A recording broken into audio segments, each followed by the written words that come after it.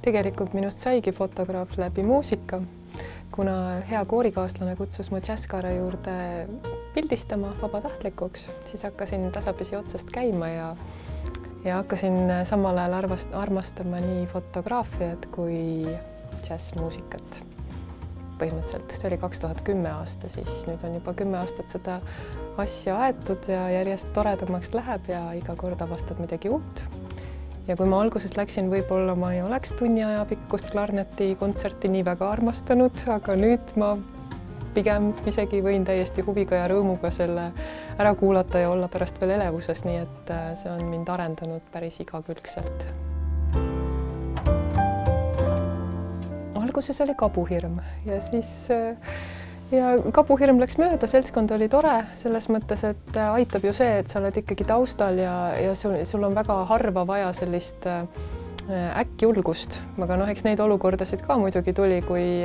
oli tollel ajal veel selfisid ei tehtud ja siis mõni muusik võis su kutsuda lavale ja paluda nagu seal 1000 inimese ette endast nüüd pilti tegema koos rahvaga, siis see oli selline kerge karastumine, aga siis ongi aja jooksul õpid aru saama, et kust kohtadest sa oled nähtav, millal sa oled varjus, millal on lihtsalt vaja olla natukene nahaalne, samal ajal siiski mitte segamata seda olukorda, et saada kätte see hea pilt. Et see on selline, minu jaoks on see alati selline väikeste kompromisside küsimus ja eks mul hing ikka väriseb sees, kui ma teen midagi sellist, kus ma natukene pean välja paistma, aga esimene eesmärk on ikkagi see, et sa oleksid varjus, et sa ei segaks seda protsessi, aga suudaksid siis kätte saada need vajalikud jäädvustused sealt, et see on alati põnev. See on väljakutse. Eks me kõik soovime, et meil oleksid need kaamerad, mis vaikselt pildistavad, sest muusikutel on tihtipeale kalduvus teha just nendel õrnadel, helladel hetkedel maailma parimaid nägusid ja siis ei tohi sinna vajutada katiku klõpsu lahti, sest see häirib, see õrn hetk kaotab oma lummuse, see ei ole hea plaan. Ja meil on üks siuke naljakas olukord oli kunagi, kui tuli üks külalisfotograaf, väga tore inimene, aga ta vist ei olnud sattunud sellisesse olukorda varem. Igatahes tundelisel momendil, kui meil kõikidel Jazzkaare fotograafidel me sattusime olema samas tsoonis, kõikidel hambad lihtsalt jõuetust vihast krigisesid, sest olukord nägi väga hea välja, kuid oli väga vaikne. Ja samal hetkel vajutas külalisfotograaf õnnelikult siis katikule ja tegi suurema sarivõtte, siis pool auditooriumi pööras ka tema poole pead ja nii ta läks, et see oli selline naljakas, aga samamoodi, kui tulevad uued inimesed, siis on vaja neile selgitada ja kõik läheb hästi. Kontserdi alguses mulle väga meeldib, kui on aega natukene seda inimest jälgida või õppida teda tundma, mismoodi ta liigub ja kuidas ta mõtleb. Ja tihtipeale päris alguses ka, nad on ikkagi natukene nagu samamoodi nagu, ma ei tea, õpetaja uue klassi ette astudes võib-olla tunneb ennast ärevana veidikene või nad lähevad kuidagi vabamaks tihtipeale natukene hiljem, aga just alguses on väga hea jälgida neid või vaadata, mismoodi nende see miimika töötab või üleüldse, kui palju neil näiteks silmad lahti on. Ja kui pole silmad lahti, siis tuleb hakata otsima nurkasid või mingeid naljakaid või huvitavaid kohtasid või mingi kiiks või mingi omapära ikkagi nagu üles leida. Et alguses, see ongi selline asi, mis on aja jooksul tulnud või kuidagi selline õppimine on toimunud. Et eks meil kõigil on ju omavahel selline soe, sõbralik konkurents, et me kõik tahame teha häid pilte, leida midagi vahvat. Ja siis ongi see, et sa ei taha jääda selleks halliks massiks ja see paneb sind pingutama ja nii ta käib. Alati leiab midagi, alati. Mul on kunagi olnud selline õnnetu juhus, kus üks muusik, ta oli nagu lavalt väljudes, see oli üks üsna lagunenud maja ja siis ta nagu nael seinast tõmbas talle keset pead suure haava ja siis mul on temast imekaunid nõretavad verepildid, mida ma siis ei pannud muidugi üles, et ta ise palus ka pärast, et äkki oled kena, et jätad need panemata, kuigi need on tohutult efektsed ja mul oli jube kahju sellest, see nägi hea välja.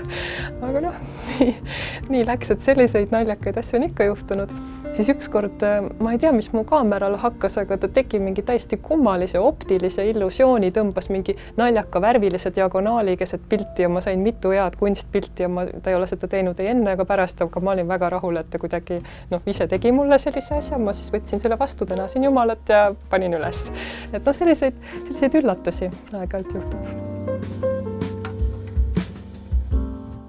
No Rene Jakobson on ju nagu minu jaoks nagu isa džässkaarel, et tema on selline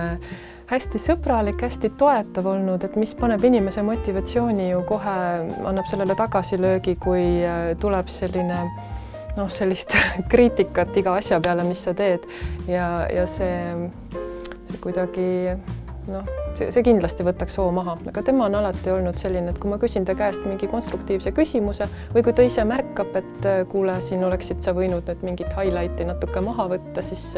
kui ma näiteks ei tea, kuidas see käib, ma küsiksin tema käest ja ma ei pea midagi kartma, et temaga on väga tore suhelda. Selles mõttes on ta. Ja samamoodi tegelikult ma kõikide pealt alati vaatan neid üle, et mida keegi on avastanud, mis nurkasid, millega tema mängib. Et see on põnev minu jaoks, mulle ei meeldi järele teha, aga see annab nagu mingit sellist abstraktset sellist taju sellest kõigest juurde endale ja võib-olla nagu aitab minul genereerida järgmistel kontsertitel uusi ideid välja. Mis on muidugi ka selline lõbus asi, džässkaare juures on eriti, kui need toimuvad näiteks vabal laval, need üritused, siis see tähendab seda, et kui on mingi eriti äge muusik, näiteks Judith Hill tuli esinema Tallinnasse, ta on väga raju, selline tore popmuusik ja väga kirglik ja võtab jala tatsuma ja millegipärast sattus nii, et arvati, et võiks istekohtadega olla ja siis kõik see rahvas istus seal, aga ma läksin teisele korrusele, seal saab mööda treppi minna rõdu peale, niimoodi, et minu all trummar mängis ja ma nägin neid kõiki paari meetri kauguselt ja samal ajal muusika käis, ma tegin ülevalt pilte ja tantsisin seal kardina taga ja keegi mind ei näinud. Et oli väga lõbus, ma pean tunnistama, et ma tunnen, et see annab mulle natukene privileege kuidagi tunnetada seda muusikut, tema hinge, näha natukene lähemalt teda, kui sa näed selle esitletavast, sellest tüüpilisest kohast, vaatad saalist ja näed seda pilti otse enda ees, aga kui sa käid erinevates paikades nurga taga, see on alati nii põnev ja siis sa saad hoopis teisi rakursse, et ma olen üsna liikuv selles osas, kitan ja hüppan ja samas meil on sellised üsna ranged reeglid, et liigu võimalikult vähe, mis minu jaoks tähendab seda, et liigu teistele märkamatult ja mis on nagu eelkõige ja võimalikult vähe, ma siis kombineerin seda. Ja siis nii ongi, et lööd kardina taga tantsu, kuna keegi seda ei näe, siis on ju hästi.